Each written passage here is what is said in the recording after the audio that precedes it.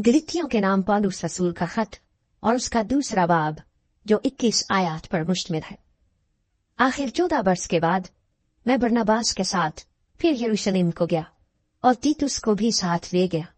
और मेरा जाना मुकाशवा के मुताबिक हुआ, और जिस खुशखबरी की गैर कौमों में मनादी करता हूँ वो उनसे बयान की, मगर तन्हाई में उन ही लोगों से जो कुछ समझे जाते थे, तो ऐसा न हो कि मेरी इस वक्त की या अगली दौड़ धूप बेफायदा जाए। लेकिन तीतुस भी जो मेरे साथ था और यूनानी है, खतना कराने पर मजबूर न किया गया, और ये उन झूठे भाइयों के सबब से हुआ जो छिप कर दाखिल हो गए थे और चोरी से घुस आए थे, ताकि उस आजादी को जो हमें मसीह यीशु में हासिल है जासूसों के तौर पर दरियाफ्त करके हमें गुलामी में लाए। उनके ताबे रहना हमने घड़ी भर भी मंजूर न किया, ताकि खुशखबरी की सच्चाई तुम में कायम रहे। और जो लोग कुछ समझे जाते थे, खा वो कैसे ही थे, मुझे से कुछ वास्ता नहीं। खुदा किसी आदमी का तरफदार नहीं। उनसे जो कुछ समझे जाते थे मुझे कुछ हासिल न हुआ, लेकिन बरक्स इसके जब उन्होंने ये देखा कि जिस तरह मख्तूनों को खुशखबरी देने का काम पतरस के सुपुर्द हुआ, उसी तरह नामख्तूनों को सुनाना इसके सुपुर्द हुआ,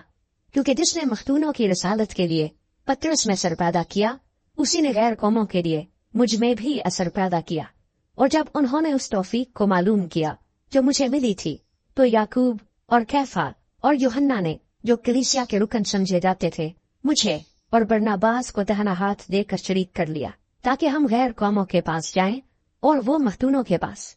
और सिर्फ ये कहा कि गरीबों को याद रखना, मगर मैं खुद ही इसी काम की कोशिश में था। लेकिन जब कैफा अंताकिया में आया तो मैंने रूबरू होकर उसकी मुखालफत की, क्योंकि वो मलामत के लायक था, इसलिए कि याकूब की तरफ से चंद शख्सों के आने से पहले तो वो गैर कौम वालों के साथ खाया करता था, मगर जब वो आ गए तो मख्तूनों से डरकर बाज रहा और किनारा किया, और बाकी यहूदियों ने भी उसके साथ होकर रियाकारी की, यहाँ तक कि बरनबास भी उनके साथ रियाकारी में पड़ गया। जब मैंने देखा कि वो खुशखबरी की सच्चाई के माफिक सीधी चाल नहीं चलते, तो मैंने सब के सामने कैफा से कहा कि जब तू बावजूद यहूदी होने के गैर कौमों की तरह जिंदगी गुजारता है, ना कि यहूदियों की तरह, तो गैर कौमों को यहूदियों की तरह चलने पर क्यों मजबूर करता है?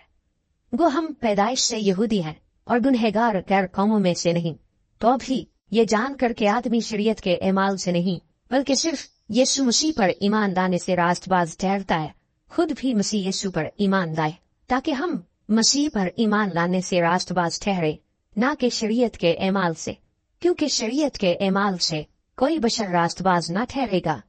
और हम जो मसीह में रास्तबाज ठहरना चाहते हैं, अगर खुद ही गुनहगार निकले तो क्या मसीह गुनाह का बाइस है? हरगिज नहीं, क्योंकि जो कुछ मैंने ढा दिया अगर उसे फिर बनाऊं तो अपने आप को कसूरवार ठहराता हूँ।